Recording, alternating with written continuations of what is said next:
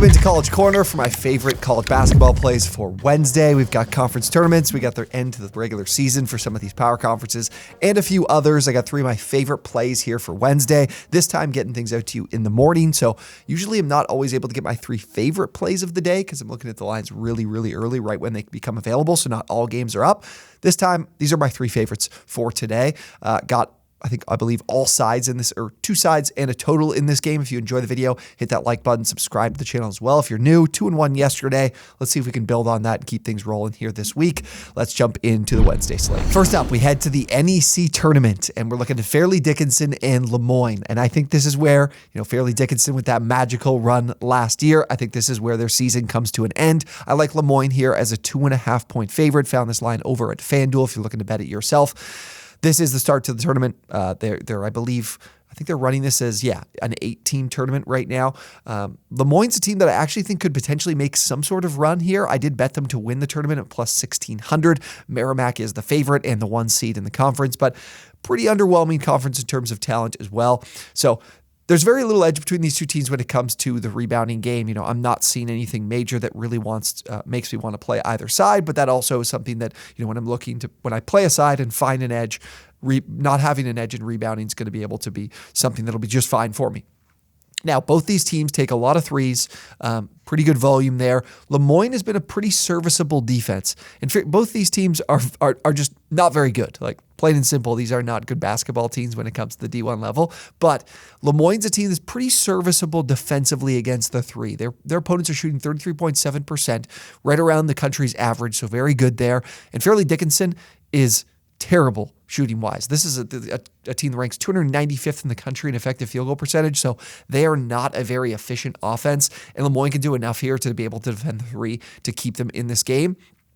And for Fairleigh Dickinson as well, what they've managed to do to keep their offense efficient, and if you remember it from last year, is they can get to the free throw line. But Moyne's done an excellent job keeping opponents off it and defending without fouling. They're actually 65th in the country in opponent free throw rate. So defensively, the matchup's pretty solid here for Moyne. I think they can hold this Fairleigh Dickinson offense that is already pretty underwhelming in check.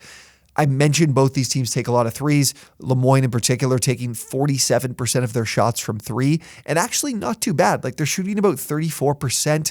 That's right around the country's average as well. So that'll get the job done for me, especially with this Fairleigh Dickinson offense being really underwhelming. And FDU has struggled to defend the three this season. Their opponents are shooting almost 36% from three. They rank 292nd in three-point defense. So I like the matchup here for Moyne. I think Fairleigh Dickinson kind of plays right into their hands. This game being at a neutral site as well, I see more than a 2.5 point edge here for Moyne. So I would be happy to play them at minus 2.5. Next, we head to regular season action. We're going to Tennessee and South Carolina. The total here is set at 139.5. I was very surprised to see that because I remember betting this over earlier this season when these two teams played, and it was listed about 136.5. And in that game, these teams combined for 121 points. So why are we getting a bump total here with the fact that, these two teams didn't come anywhere close to the total from that previous game? Well, two teams shot a combined 35% from the field. And now these are strong defenses, but I don't exactly think that is replicable in a rematch here. The over system for me, I've been playing the system, and I've shared it with you guys a few times on the channel, has just been crushing for me. It's 36 and 15 for me on the season, so hitting well over 60%. What it is taking a fast-paced team and a slow-paced team and taking the over. So here we have Tennessee, who's 24th in the country in offensive possession length, and then South Carolina, who's 348th. So they're the slow-paced team. Tennessee, the fast-paced team. Tennessee, a favorite in this one, so you're going to have to get it from South Carolina. Probably a little bit more pace to stay in this game. Now, that wasn't the case in the previous matchup when they shot so poorly, but they put up a good shot volume here, so I do expect in a rematch that if we get these teams playing closer to what their average is in the season and we get that same amount of possessions, we've got a good chance of getting well over this number. So I'm happy to go back to it. Now, I mentioned this. The defenses are strong, No doubt about that. Should have an edge on the offensive glass for both teams to be able to generate some second chance opportunities, those putback opportunities as well. Tennessee is a team that's going to give up a high volume of three-point attempts. We saw it against Alabama. They defend the interior really well, force opponents to play on the perimeter. And South Carolina is just fine with that. Like, they take a lot of threes. 42% of their shots are from three, so they're comfortable playing a high volume three-point shooting game. Tennessee coming off the great performance defensively against Alabama. I think here in this game, you see some of that regression, and we see South Carolina making somewhere around that 35-37% mark in this particular game that gets us a better opportunity to go over this number.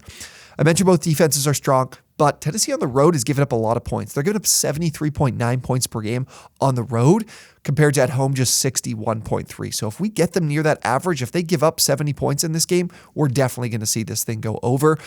So I'm giving a chance here for Tennessee to get back to a bit more offensive efficiency in the rematch, and then particularly being on the road in this game, you're not going to see as efficient of a defense from Tennessee. So I like the over, again, 139.5. All right, finally, my favorite play of the day, we're going to the A10, Davidson and Loyola Chicago. I love Davidson at home on the money line. So love the way Davidson matches up from this defensive perspective here. This is a top 60 defense actually in the country. Ken Pom has them in adjusted efficiency, so a very good unit. Loyola is a team that's going to look to score from the perimeter. They take almost 42% of their shots from three, so if you want to be able to stop them and hold them in check, you've got to defend the three. And Dayton does a good job of that. Their opponents are shooting 32.6% from three, top 100 three-point defense, so that is good enough for me. And then as well, something that's been a big problem for Loyola on the road as well, turnovers. They rank 289th in the country in turnover rate. If you're not doing a good enough job taking care of the ball, giving those extra offensive or extra opportunities to your opposing offense, that's going to be a problem. And Davidson's a team that's in the upper half of the country enforcing those turnovers. So there could be a significant edge here because Davidson actually does a great job taking care of the ball on their offensive end. So defensively, I like what we can get here from this Davidson team when you're looking at their ability to stop the three and ability to force turnovers. That should match up really well here. Now, Davidson's offense is very similar from a scheme perspective in terms of their percentage of shots to Loyola. They take a lot of threes as well, but their three-point offense is kind of struggling. They're shooting like 32%, 31% from three. Loyola, though, can give them a chance to get right here from a three-point shooting perspective. Their three-point defense ranks 241st in college basketball. Their opponents are shooting 34.7%, almost 35% from three. And as well, allowing opponents to get to the free throw line pretty constantly here. So that's something Davidson's done a pretty good job of on the offensive end. They're getting over 20% of their points from the free throw line, and they're a pretty efficient free throw shooting team. So if we get an increase in their three-point shooting efficiency, which we should with this Loyola matchup, and combine that with the fact they can get to the line, keep that offense efficient, I think we're looking at a team that's going to be able to do enough here to win this game at home.